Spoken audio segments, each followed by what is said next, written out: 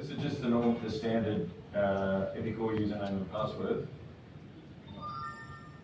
And then this is the URL for your REST APIs, which in my case, because I'm just running it through my phone, I just need to ping the IP address, but it's basically just the server name and the environment name.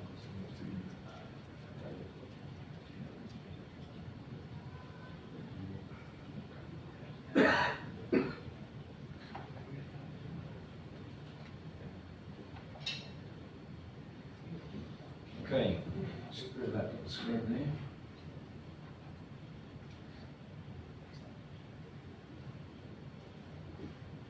So logging in, presented with a list of companies. So there's a demonstration mode. So if you're running it against an Epicor 3 or an Epicor 6 account, you don't need a license code. It will, but it is restricted to those two companies. Select my plan and log in as my employee. That's good.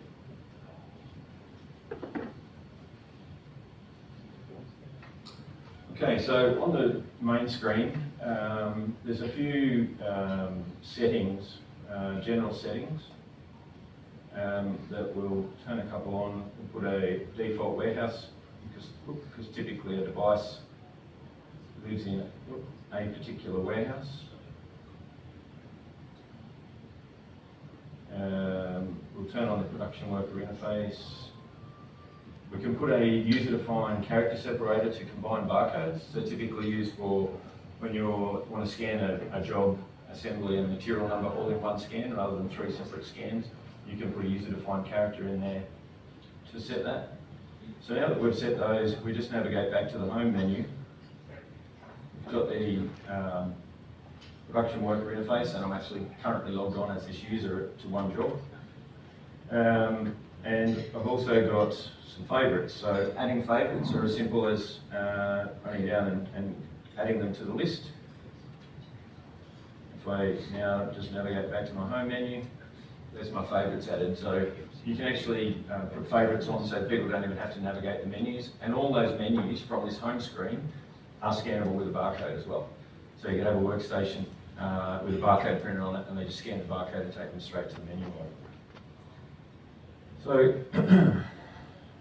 just running down a couple of things in the settings menu other than favourites.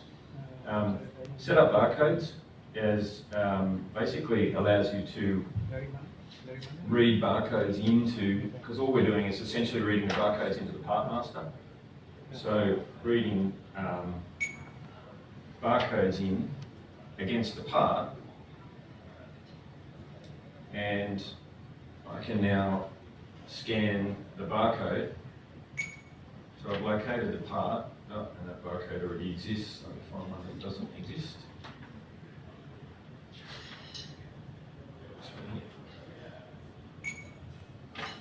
And then I can specify what unit of measure that barcode's for. So that one might be for a box, and what barcode standard we're using. If I say UPC 12, and then add, and then that's pushed it back up into the part master. So for someone who's already running Epicor, it's a fairly big job to go and collect all the supplier barcodes from the actual products, load them into a spreadsheet, upload them, whereas with that mechanism they can just do it on the fly, basically wander around the warehouse scanning them back up against the parts. The material query, so most of you will all be familiar with the material queue. But what we can do here is filter and sort that queue. So I can come in here and create a new query, and let's say if I create one called put away and save it. And now we edit that query and we can put a filter in. So put away transactions in the Epicor world. So here's all the things that we can filter on. So we just use the transaction type and set that equal to PUR-STK.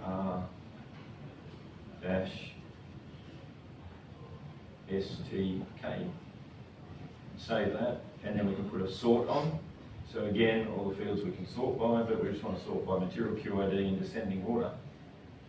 We'll return. Now what that's done, it's done a couple of things, is We can go navigate to the menu, to the custom material queries, and it's dynamically created a menu item called put away. I can also go back to my favourites, and if I scroll down the list here, I can add it to my favourites. And if I go back to my home menu, and there it is added to my favourites. And if I go in and have a look at the material queues themselves, and go into material queue, there's all the transactions in the material queue, and at the top there it tells me that I'm just displaying the default query, which is all the data in the queue. But if I tap on that little black icon, I can dynamically pick that queue and instantly filter that list by just my put away transaction. So when you think about that, from a worker's point of view, you can have an item called Fred's list, put it to the favourites. He doesn't have to navigate the menu, and there's his queue of all the material transactions that he's got to move around the warehouse. So the other settings pages, I'll just go into one of them. I'll go into receipts. So these are all the settings for receipt-related transactions, PO receipts, container receipts, intercompany receipts. And just to explain, so these configuration options change the behaviour of the way the application works. So I might be an organisation that deals in very large quantities. So the natural behaviour of the application is that scans increment the quantity, and we'll see that in a minute when we get to the PO receipt.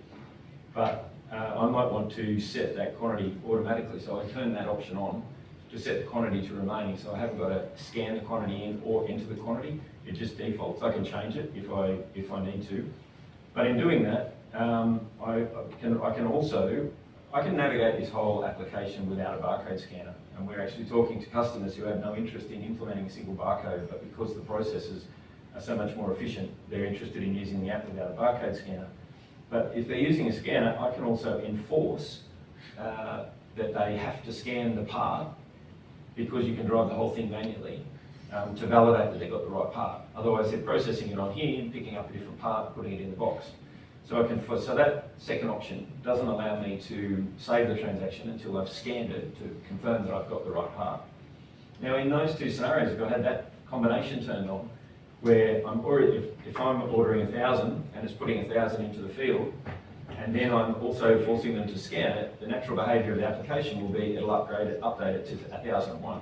So I would then turn on this option to prevent scanning from incrementing the quantity. So any number of combinations of those configuration options, I guess, kind of change the behaviour and the way the application works. A couple of other quick ones there. Assigning my part a default location is basically making the put away process a one-step process. It's putting it straight into the bin instead of into the receiving dock and then creating that second entry in the material queue.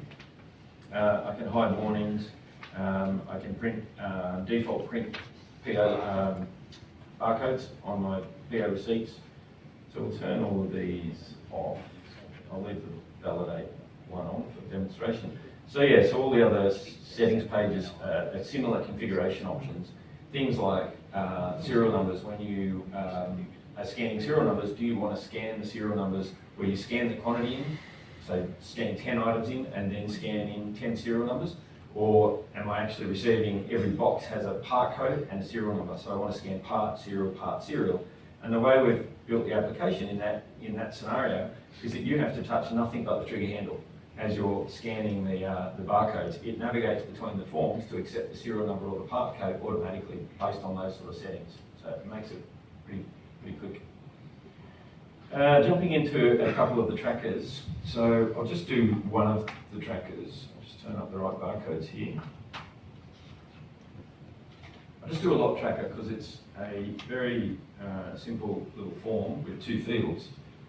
So if I scan the part, I haven't navigated nothing. All I've done is hit the scan trigger, and it's validated that the part's right, and it's moved to the next item.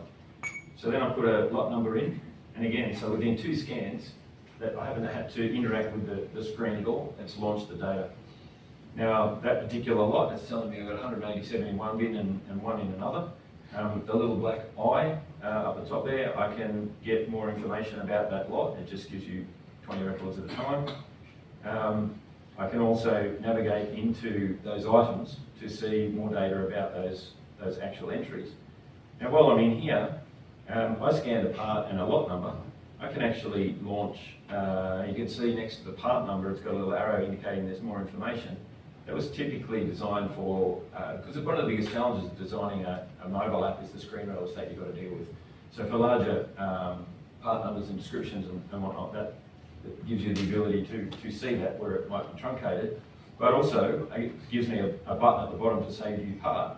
So I tap on that, and that's now launched the part tracker, showing me all of the parts for all the lots that are in stock. I can then, and in fact that particular item's not in any other place, but I can then navigate into there and, for example, go into a bin number and then navigate into the bin and see all the other parts in that bin. So it's kind of like drill down functionality on those trackers. So we'll just back out of that. Just while we're there, across the bottom there, the couple of tabs. So they're essentially our navigation tabs. I want to go back and scan another one. I just tap the front tab and say yes, I want to return, and it's ready to scan the next one. So we'll jump into, so there's a number of trackers there, which kind of do what you'd expect them to do. If we jump into, say, PO receipting, I'll just do a standard PO receipt. So if I've got, if I know the PO number, I can type it in. If I've got a barcode of it, I can scan it in.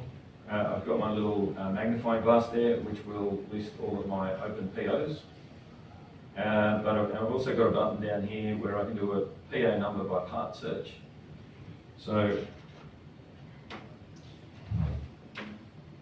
just scan a keyboard, and it shows me all the open POs that part's on.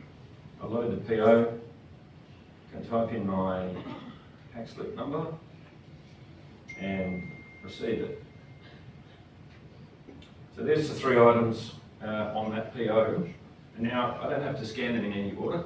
I can just start scanning them as I'm taking them off the truck or whatever I'm doing. Wrong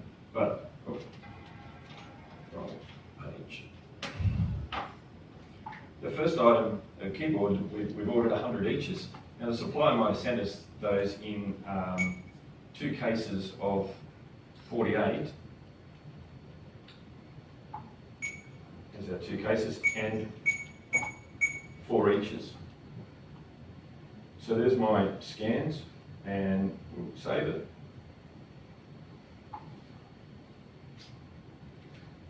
And 2 items left. So the mouse is the same. We've got 2 cases of 48 and 4 eaches. And before I save this one, a couple of options on this screen. We can send it to inspection, which changes to the inspection bin. Even though we didn't have the default turned on for the label print, we can print the barcode label for this one, transaction by transaction, or we can have that defaulted on. There's our scan validate button on the right, grayed out, which if that wasn't ticked, wouldn't allow me to save the transaction. We can generate PC IDs. So we'll just come in here and put in the package code and take the printer button off and say generate, so we can, it's got all the PC ID functionality. So let's just receive that into a PC ID. And we can also, transaction by transaction, say, well, no, I don't want this one to go through that 2-step put away. I'm going to put it straight to its default bin. We'll save that. Now, the last item on this PO is a serial tracked item. So we've got the settings so that we can receive the quantity first and then go in and manage the serial numbers. And serial numbers. As soon as I scan the required number of serial numbers, it returns back to this screen, and we save it, and the PO is closed. So that's a PO receipt. We'll move on to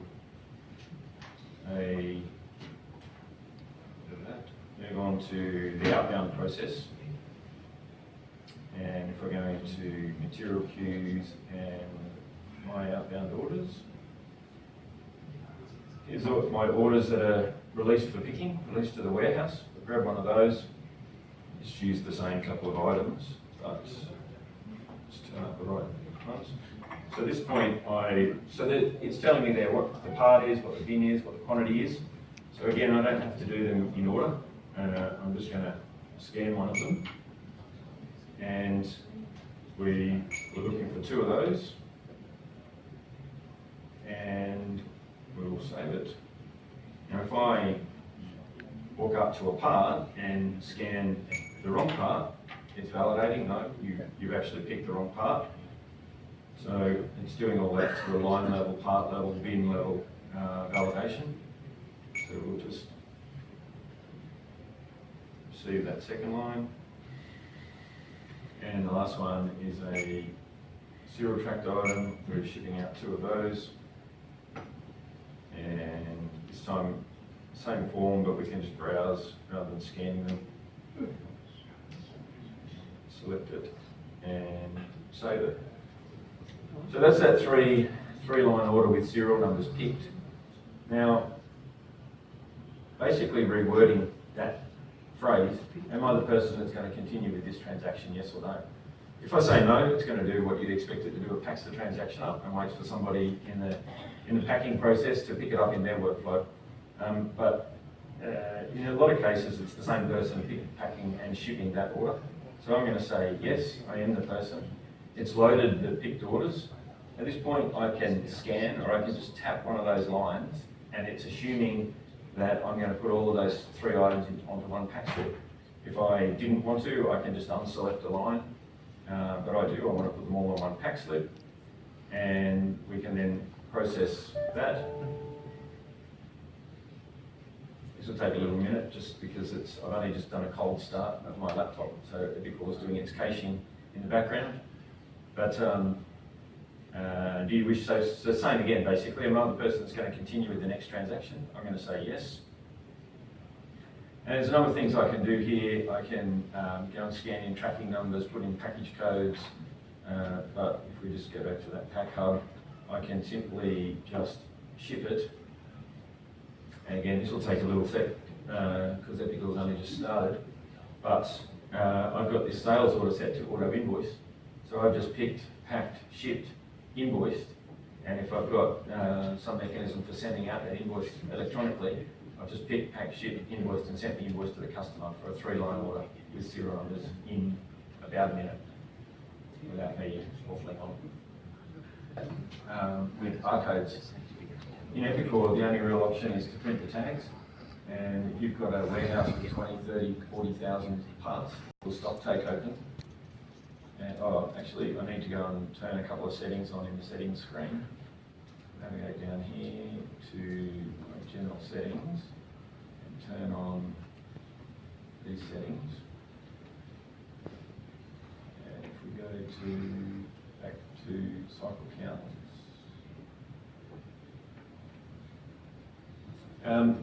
So I can now do it the traditional way and scan into that top field my tag number that Epicor generated, or I can do the same thing by scanning my bin number and then my part. So across the middle there, so the first thing it's requesting is a bin number, so I'm going to scan in a bin number, and then I just tap on, okay, from now on until I tell you different, I'm scanning in a part.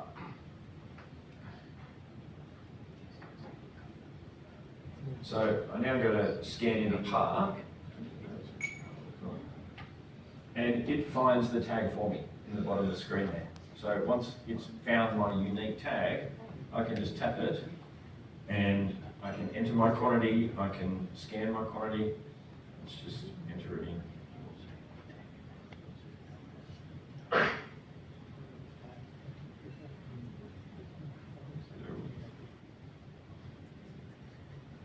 My laptop's just dropped off mode. Scan that back in there. No, no, still not connected.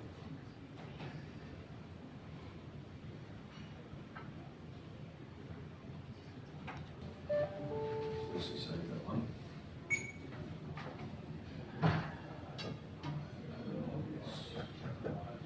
I can get in and see a list of, actually so you can save that. So it's not coming up with an item because it's already been counted.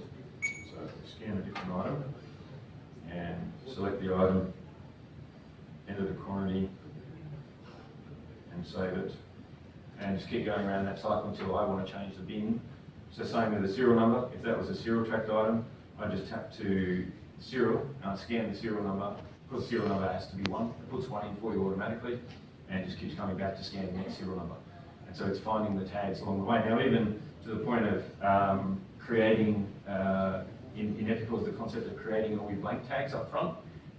If you scan an item that is, let me scan this one here, that is not in your, you found an item that wasn't there, I can say I want to create a new tag. It checks if that combination already exists in case you've already counted it and it's a returned tag. In this case it's not.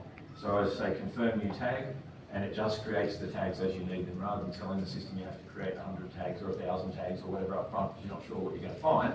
You just create the tags as you need them. So a lot more efficient from that point of view. I'm 5 minutes over.